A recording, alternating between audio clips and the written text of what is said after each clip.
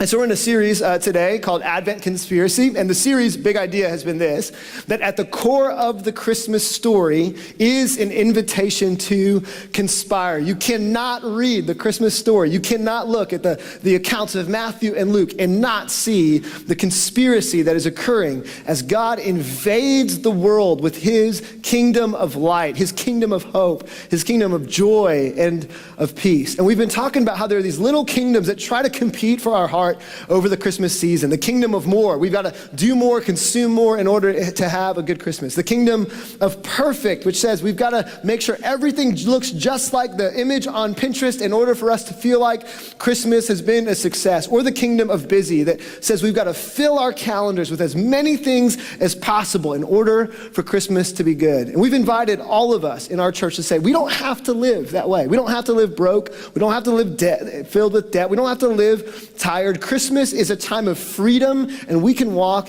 in that experience. And so we've been invited to conspire together against the kingdoms of more and busy and perfect. And today I'm looking forward to jumping into part 3 of our series by asking you a question that I think is a fun way for us to start, which is this: when was the first Christmas celebrated? Think about it. When was the first Christmas celebrated? The answer is a little bit more difficult than you might think, and here is the reason why. Because officially, the holiday or the holy day, Christmas, was not instituted until 336 AD. 336 AD. That means that there was a span of about 300 years where Christians throughout the Roman Empire, Christians throughout the world knew about the birth of Jesus, but didn't necessarily have a day or a date that was set aside to celebrate his birth. And so the idea that Jesus is the reason for the season really didn't start until 300 years after the birth of Jesus. How many of us knew that? Did anybody know that? Not many of us, right? Okay, good. So I want you to do this. I want you to turn to somebody and say, you're going to learn a lot today. Go ahead and say that. So you're going to learn a lot today? Good. Turn to the other person and say, your image of Christmas is about to get ruined. Just go ahead and do that too. Yeah. So it begs this question: what happened? What happened between the time that Jesus was born and 336 AD? How did the followers of Jesus celebrate the birth of the Messiah, the Savior of the world? Because it wasn't like they had somewhere to point onto a calendar.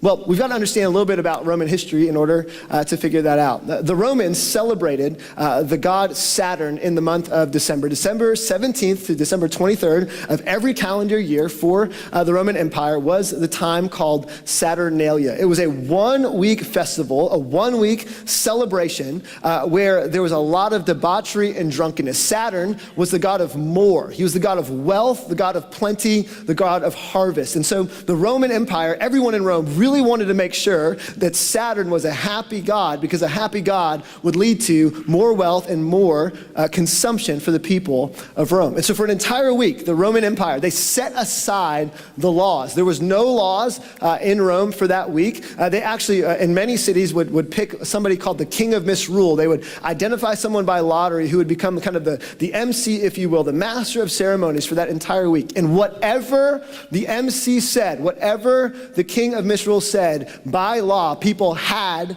to do. And so if the king of misrule said everyone needs to jump into the ice cold water, everyone had to jump into the ice cold water. If the king of misrule said everyone has to switch spouses for the week, they had to switch spouses for the week. If the king of misrule said everyone has to run out into the middle of the street in the really, really cold and start singing songs in front of people's houses naked, that's what they did. In fact, the history of Christmas caroling, so you know, is from Saturnalia. So next time you go Christmas caroling as a family, just be really, really happy you got clothes on, all right? That's a new development and a new day. And so that was the Roman celebration in December, Saturnalia. Then on December 25th, the day that we celebrate as Christmas, there was a celebration for the sun god whose name was Sol Invictus. Now, December 25th in the Julian calendar was the winter solstice, meaning it was the shortest day. And so every day after that meant more and more light, more and more light. And with more light meant less less coldness, less winter, less like what it feels like in Orlando right now, and more sun and more heat coming. And eventually that would lead to spring, which would in turn lead to harvest. And so on December 25th, the Romans would always celebrate Sol Invictus. So Saturn was the god of war, and from December 17th to the 23rd, they celebrated Saturnalia. And as Saturn was the god of war, Sol Invictus was the god of light. He was the god of light. And these two holidays were incredibly important to the Roman Empire, which puts you, if you're a follower of Jesus in the first, second, or third centuries, in a pretty precarious position. A couple of weeks ago, we talked about this, that if you lived in Rome during that time, you could have your own personal religion and faith, but you had to ascribe and participate in the national public religion. If you did not, that was an act of treachery and you would be killed. Part of the reason why so many Christians were martyred and killed in the first, second, and third centuries is because they chose to do things that were against the Roman worship, and as a result of that, they ended up losing their life. So Saturnalia in particular was one of the most debaucherous events you could ever imagine. It was really, really rough, especially if you were a woman. There was a writer during that time by the name of Catullus who said that it was the best of times, and it would be the best of times if you were a man who didn't follow Jesus, because women were seen and utilized as commodities, meaning any woman during Saturnalia could be taken advantage of by any man with no repercussion. I mean, it was a crazy, crazy situation. There was a lot of alcohol, a lot of drunkenness, a lot of debauchery. I mean, it was like it would make the Hollywood scandals that we're hearing about in the news today seem simple and compared to the crazy levels that people were willing to go. One entire week with absolutely no laws. So if you're a Christian, that puts you in a pretty precarious position, doesn't it? Because here's the situation, right? You've been spending time learning about this man named Jesus, this story of grace and how he changes your lives. And as you're in the middle of that process, all around you is this Roman holiday that you must participate in, or you are considered a traitor. But there seems to be dissonance between what the Roman holiday is about and what Jesus says is okay. You know, Matthew chapter 5, maybe you're sitting around in a house church and you hear this letter written by Matthew recording the words of Jesus. And Jesus says things like, you've heard the commandment that says, you must not commit adultery. But I say anyone who even looks at a woman with lust has already committed adultery with her in his heart. I mean, could you imagine being a 20-year-old living in Rome during this time? All of your buddies and friends are getting to go do whatever they want. They're going to the brothels. They're going to the club. They're doing everything that they want to do. And you have to live under this reality that says, hey, even if I look at a woman with lust in my heart, it's like I've already committed the act, because Jesus elevated the standard and then provided all of the grace that we would need to be able to walk in it. I mean, this was the culture and environment of Rome at that point. Demosthenes, one of the historians, wrote this about Rome and how the Roman Empire saw women. He said this: we have courtesans, meaning prostitutes, for the sake of pleasure. There's a section of women that is their job. We have concubines for the sake of daily cohabitation. We've got women that just hang out at our houses to do what we want them to do when we want them to do it. And then we have wives for the purpose of having children legitimately and having a faithful guardian for all of our household affairs. This was the norm in Rome. And Jesus enters into the story and he shatters the norm. He says women are not commodities. Women are not things that we have in our houses, ornamental things to look at and to marvel at or to use. Women are equal in value. Women are equal in dignity. And mind you, the first and only religion that has ever made that statement, especially during that time, was the Christian faith. And so in the context of Rome, you're living in this struggle. My culture says that women are commodity, but Jesus says that they're valued and have dignity, and I have to treat them like sisters. And then on top of that, right, maybe you're sitting in church one day, and by church I mean probably a little house, and you've got this letter that's come from Paul, and Paul was this guy who killed Christians for a long time and then came to faith, and as he came to faith realized that him killing Christians wasn't a great idea, that he was pursuing the wrong direction, and he wrote over half of the New Testament. A guy who did not believe in Jesus, who ended up believing in Jesus, is the one who wrote half of the New Testament. And he would send these letters out all of the time, and maybe you were sitting in church, right, and sitting in a little house, and a friend pulled out a letter that he wrote to the Ephesian church, and you heard this: don't be drunk with wine, because that will ruin your life. Instead, be filled with the Holy Spirit. Wow, what a different perspective on the world than the one that you're growing up in Rome, when debauchery and drunkenness is the norm during Saturnalia, the expectation is you will not remember the night before. And then maybe you've spent some time with some friends who had access to a Jewish Bible, and you hear phrases like this in Deuteronomy 6:14, do not follow other gods, the gods of the people around you. So it's not even like you can be like the rest of your Roman friends who just add a god to their kind of buffet of other gods. It's not Jesus when I feel like it, and then Zeus, and then Aphrodite, and then whoever else it might be. There's this expectation, if you're a follower of Jesus, that there's one God and one God alone. His name is Jesus, and your whole entire life is centered around what he says ought to be the case. How many of us would agree that that would be a pretty challenging situation to be in? If you don't participate in Saturnalia, you lose your life.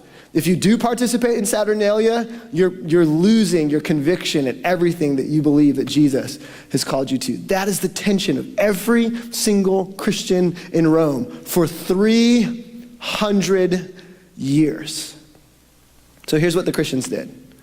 The Christians did what they've been doing for a long, long time. For 300 years, the followers of Jesus conspired against culture by repurposing Roman holidays into Jesus-centered ones. So here's what happened with Saturnalia. While everyone else was out drinking, having a crazy time, and taking advantage of women, it was the Christians who would take care of the women after they'd been taken advantage of. It was the Christians who would go and clean up the streets when they were made a mess after alcohol had been flowing in the streets. It was the Christians who took care of the children and protected them from predators in the midst of Saturnalia when there was no law and anything could be done to them. The story of the Christians throughout the history of the Roman Empire is they conspired against the debauchery and brokenness of the season, and they loved and they served the people around them. That's how they spent their week, December 17th to the 23rd. And then on December 25th, when Rome worshiped the unconquered sun, Sol Invictus, while Rome was worshiping that, the Christians repurposed it, and they decided they would worship the unconquered Son of God, Jesus. And the reason why we celebrate Christmas on December 25th is because those Christians in the earliest of days decided to take the Roman holiday of Sol Invictus and the Roman week of Saturnalia and turn it into a week of service, of love, of gift giving, and remembering that Jesus Christ, the Son of God, is the actual only Son who has never, ever been conquered. That's where Christmas comes from. The word Christmas literally means Christ and Mass, meaning the presence or the body of Christ. That's the story of Christmas. So that cute little bundled up thing that we do every single year, that comes with those ugly Christmas sweaters, right? And comes with those Target runs where you spend way more money than you probably should, right? And comes with, the eggnog, and comes with all of the carols. All of that stuff is really birthed out of this conspiracy where a bunch of followers of Jesus conspired together to subvert the culture that they were in and say, we're going to do something so radically different, it will eventually be the thing that topples the kingdom of Rome. And that's exactly what happened in 336 AD when Constantine decided that Christianity would become the religion of the Roman world, and it would become the day that for the rest of history we would all celebrate as Jesus' birthday. Mental note, Jesus wasn't born on December 25th, right? Right? He was probably born in the spring or the fall. And here's how we know that, right? Shepherds don't take watch of their sheep at night in December because it's way too cold. That's how we know. So it's either spring or fall is when he was born. But we commemorate the birth, the bodily presence of our King and Savior on December 25th because of a group of Christians that conspired during the Roman Empire to say, we're going to take these holidays and turn them into holy days that honor King Jesus. So, it's 21st century, 2017. Do we still worship the God of more, yes or no? What do you think? I think we do. I just don't think we call the God of more Saturn, and I don't think we go to a temple. I think the God of more is consumerism, and it's called the mall. It's called Amazon.com. It's called Black Friday sales. And we live in a culture that consumes more and more and more and thinks and lives and breathes in this atmosphere and environment that says you have to have the new thing in order for Christmas to be great. It's like every single commercial, right? Christmas will not be good unless you have the brand new Mercedes-Benz, unless you have the chocolate diamond, right? Unless you have, the brand new watch. And we're like one of the only cultures in the world, blows my mind, that we have something that works perfectly fine. And then we go buy another version of it because of the upgrade, right? Like it just blows my mind that we all participate in this. And so I think we still do worship the God of more. It's just not named Saturn anymore. It's named consumerism. And so many of us, if we're honest, we have bought the lie at some point in time that we think Christmas is going to be good as long as we get the thing we want or can give people the things that they want. But it puts us in a pretty tough position because every January comes the credit card bill, right? And research has been done, and here's what we know to be true about most of us, is that when the credit card bill comes in January, we have spent $1,003, and I love this word that the research uses, in unintended debt. That means we weren't meaning to spend it, it just happened, right? It's like you went to Target to buy something for $20 and you walked out with a $250 receipt. Not looking at you, moms, right now, but you know how that goes, right?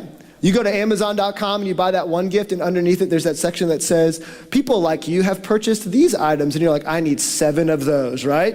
And that's what ends up happening.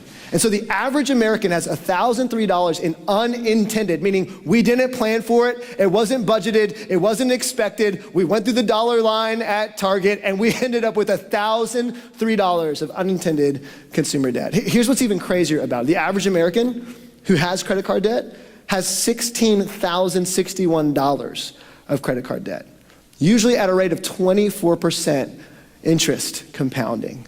And here's the deal, there's no shame in that, there's no need to feel guilty about that. That's just the reality of the world we live in, because let's be honest, the narrative we continually live in is if you don't have it, you need it. And in our culture, a want gets treated like a need, and a need gets treated like an entitlement. And what ends up happening is we spend more and more and more to try and fill this gap in our heart that can never, ever get filled. Here's something that's going to make you really sad, maybe. I'm going to take all of the Christmas joy right out of the room. Here we go.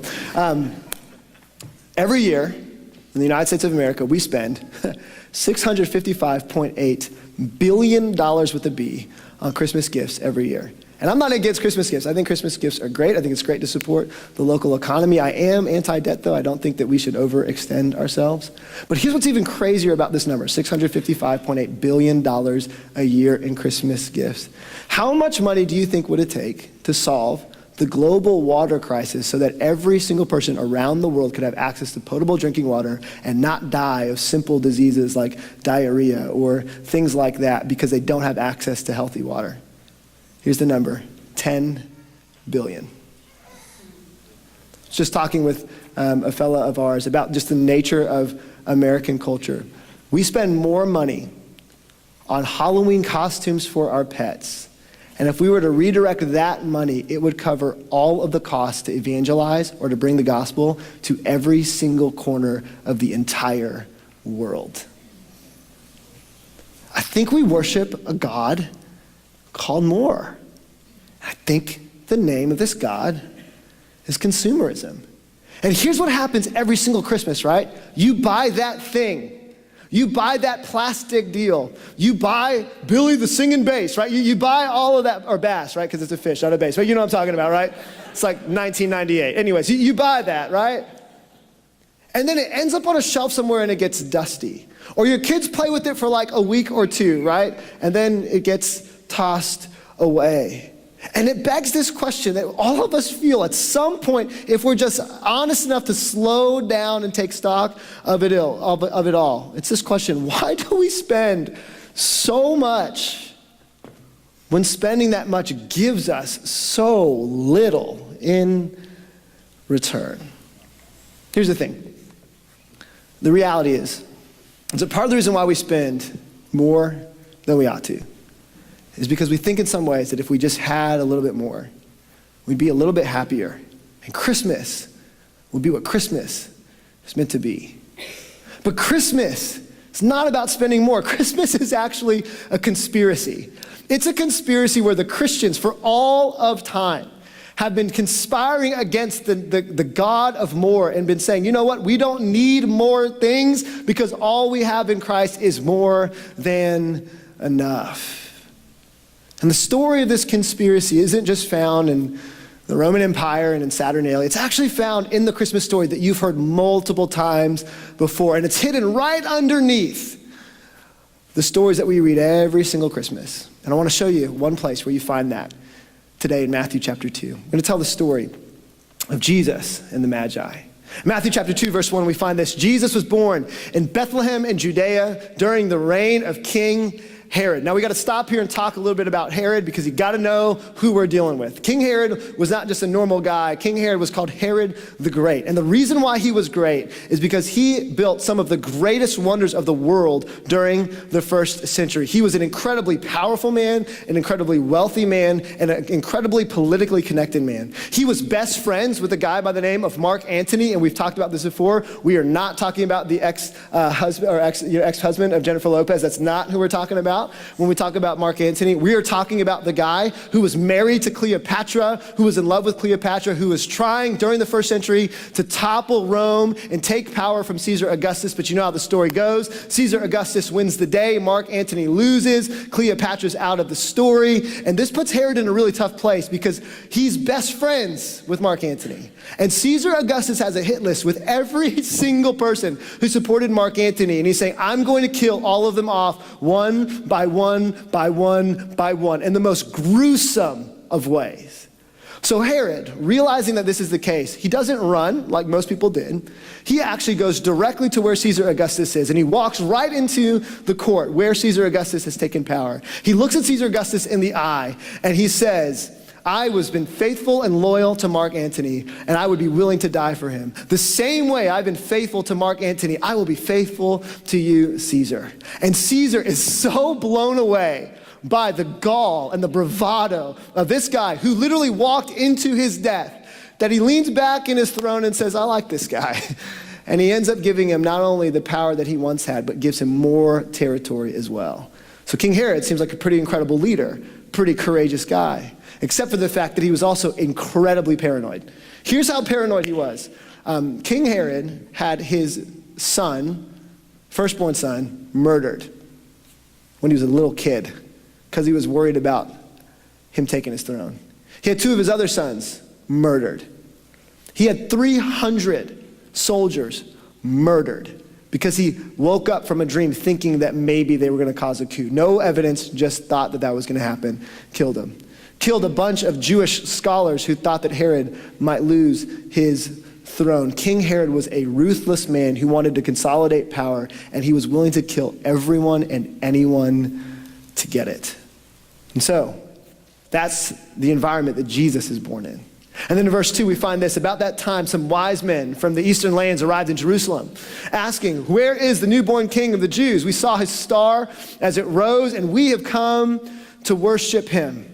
King Herod was deeply disturbed. Why was he deeply disturbed? Because he was the king of the Jews, and he wanted power. When he heard this, as was everyone in Jerusalem. So when King Herod is deeply disturbed, guess what? Jerusalem is deeply disturbed, because if mama ain't happy, ain't nobody happy. And so in that setting, King Herod calls a meeting of the leading priests and teachers. So these are the religious elites. They know their Jewish Bible incredibly well. He calls them together into this room and he says, where is the Messiah? Where is this King of the Jews? The one that we've heard about in prophecy, the one that's supposed to come at some point in time, the one that I'm really nervous and scared about, because if it's true that he is alive, it means that I'm no longer king, and I like being king, and I'm willing to kill in order to remain king. Where is that guy supposed to be born?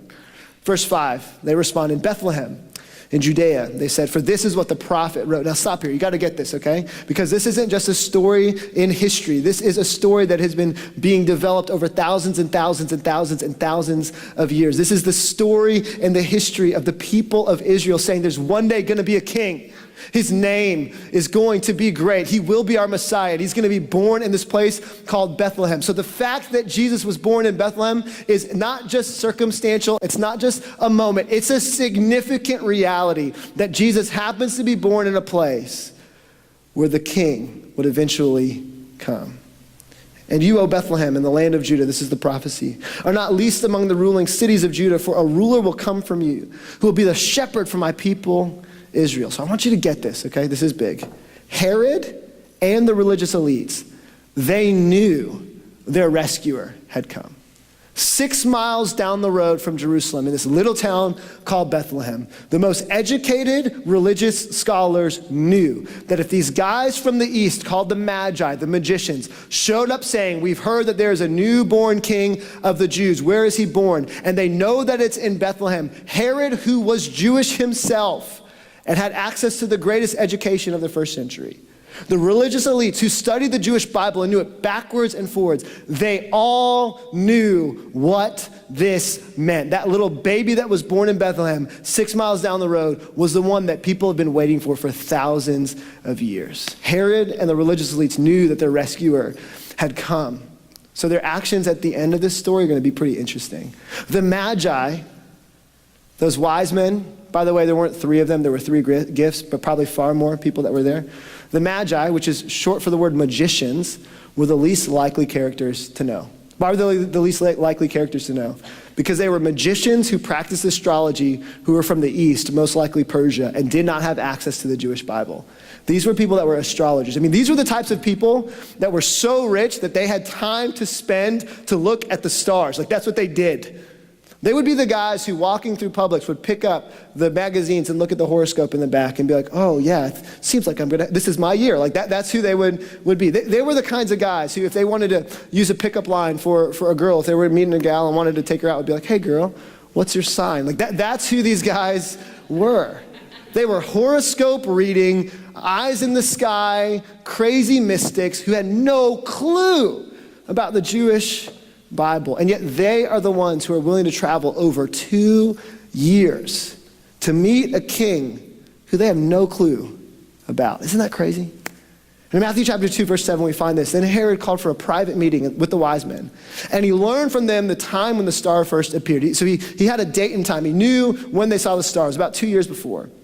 Then he told them, go to Bethlehem and search carefully for the child. And when you find him, come back and tell me so that I can go and worship him too. So here's what Herod's doing, right? He's setting up the situation where he's getting as much information as he can so he can know where this little king is, so eventually he can do something about the little king, because Herod wants to keep his power. Well, verse 9, after this interview, the wise men went their way. And the star they had seen in the east guided them to what town? Bethlehem, the town where the king would be, the town where the Messiah was born. It went ahead of them and stopped over the place where the child was. This is a first century GPS system, probably had an Australian voice. I mean, that is how direct and helpful it was to get them to the home and to the place where Jesus at this point was probably 2 years old. I want you to get this. He wasn't a little baby in a manger at this point. He's probably about 2. When they saw the star, they were filled with joy. They entered the house and saw the child with his mother, Mary, and they bowed down and worshiped him. That word worship means literally to kiss the feet of. So these wealthy, powerful kings in their own right, with kingdoms across Persia, travel over 2 years, hundreds, if not thousands of miles, wandering around in deserts with massive caravans. And they all descend on this little backwoods town called Bethlehem, to this little house where this Jewish carpenter named Joseph is raising a little 2-year-old toddler, right? He's just now beginning to waddle back and forth. And these men with all this wealth and all this money and all of this influence get down on their faces to worship a 2-year-old little boy. And then they opened their treasure chests and gave him gifts of gold and frankincense and myrrh.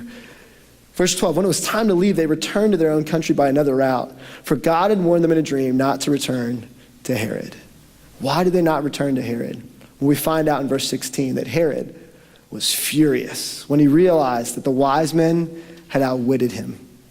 Verse 16, he sent soldiers to kill all the boys in and around Bethlehem who were 2 years old and under. Some historians say 14,000 boys under the age of 2 were murdered at the hands of Herod because he wanted to consolidate his power, based on the wise men's report of the star's first appearance.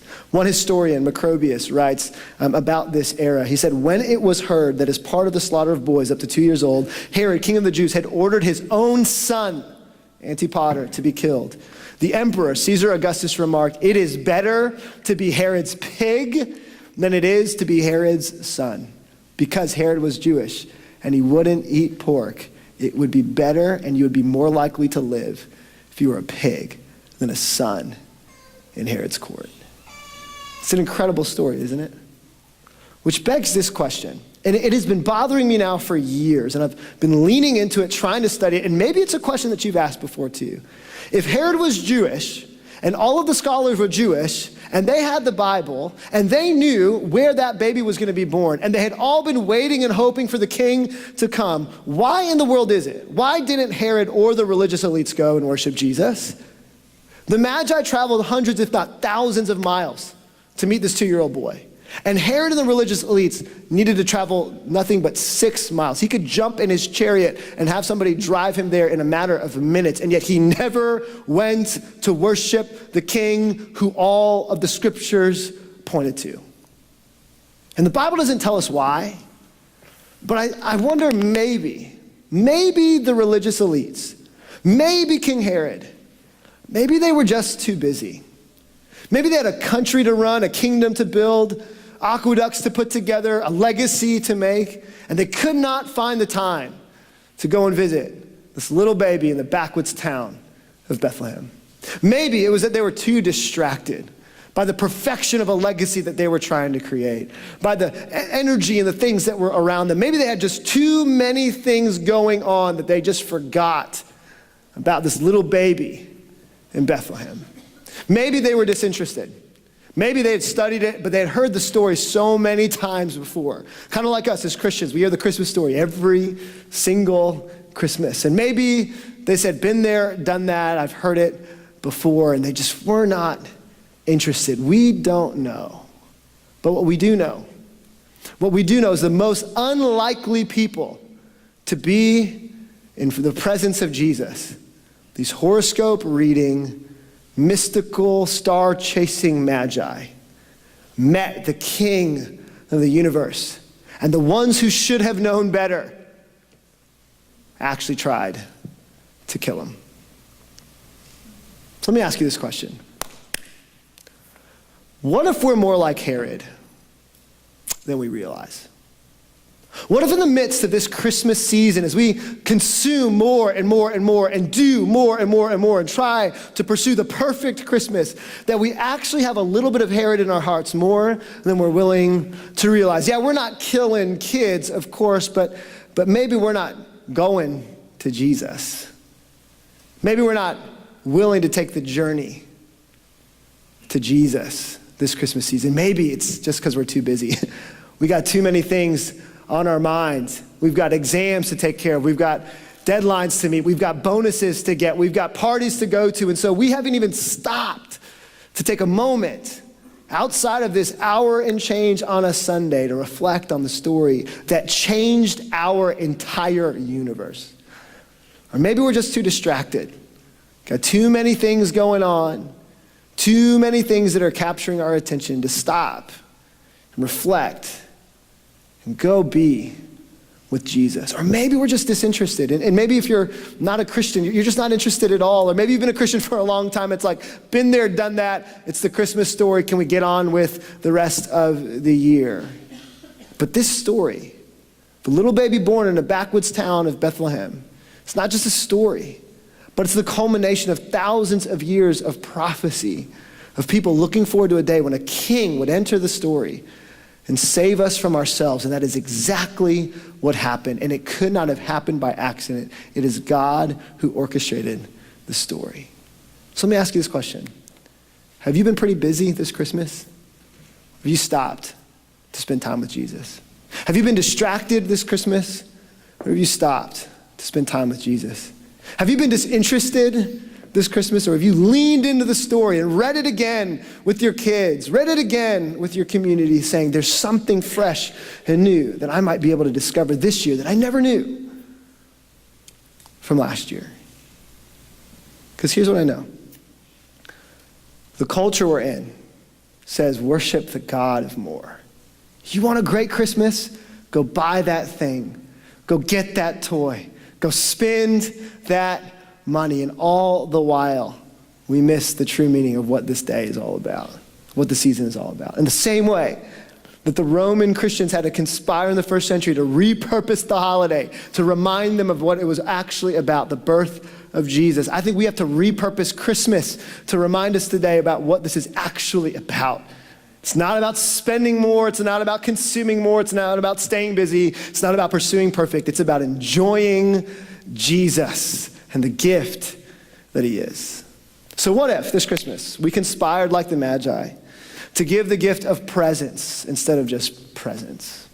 What if we were willing to say, I'm going to stop and find time in the midst of my day and set it aside to just engage the Christmas story and read my scripture and learn a little bit more about God. Take 10 minutes before I start my day to pray and center my heart on the things that matter the most. What if we were intentional about the time we spent with Jesus to worship him, the same way the Magi were intentional about following that star to the place that would bring them to the presence of God? And what if we spent less money and we gave more time to the people we love this Christmas? Instead of overextending ourselves on our budget, we conspired against that and said, well, the greatest gift we can ever give is not the stuff under the tree, but our presence around it. You know, I think about my Christmas history as a kid, and I cannot remember many of the gifts that I got. I remember one year getting a PlayStation. That was pretty cool. Thanks, Mom and Dad. But outside of that, I just don't remember a ton of the gifts. But I tell you this, I do remember every Christmas Eve going to a church service in the evening, lighting a candle, singing the hymns, and coming home and eating a meal together and opening up one gift. I remember that. I remember, like we do every year, putting my sister on my shoulders and placing the Christmas star on the top of our tree and building that tradition. I remember the year that my dad got laid off from his job and we all cuddled up in my parents' bedroom and we watched It's a Wonderful Life. At the end of that movie, the phrase, no man is a failure if he has friends. And every year we watch that movie because no man is a failure if he has friends. And all of the things I remember from my childhood, all of the things that make Christmas great have nothing to do with the presents under the tree. It has everything to do with the presence of the people that were around it. And what if, instead of getting caught up in this worship of the God of consumerism, the God of more, we just conspired against it and said, I'm going to spend less money and I'm going to give more time and make memories with the people I love. Parents, let me let you off the hook. Your kids don't need that plastic thing for them to know that you love them. They just need you to put down your phone so they can see eye to eye and know that you love them. There's no greater gift than our presence. So last week, we practiced gratitude. We took on the practice and action of saying we're going to be grateful for what God has given us. And this week, I'm going to ask you to practice presence. I'm going to ask you to ask a really dangerous question, but it's a question I want us all to lean into together as we conspire together against the God of more this Christmas season. And we choose to spend less and give more of our time. And here's the question I want you to ask this week. What is most likely to keep me disconnected from the people I love? Is it your cell phone? Is it social media? Is it our email? Is it the phone conversations that linger a little bit too long when we get home from the office? Is it our inability to leave work at work so that we can be home when we're home? And if you're really courageous, I would invite you to ask your spouse, if you're married, what is the thing that keeps me most disconnected? Ask your roommate, what is the thing that keeps me most disconnected? Ask your kids, what is the thing that keeps me most disconnected? And I'm going to ask you to do something that's pretty crazy. I'm going to ask you to shut it down this week. If it's email, I'm going to ask you to shut down email when you walk through the door of your house so you can be present with your kids. If it's social media, I'm going to ask you to fast this week. Take it off, take the apps off of your phone so you can be more present with your kids. If it's work and it's bringing work home, I'm going to ask you to not bring work home so you can be present with your family and with your friends. But what if this week we gave our people that we love the most the greatest gift we can give them, which is our time, which is our presence? And what if we did that with our Heavenly Father too?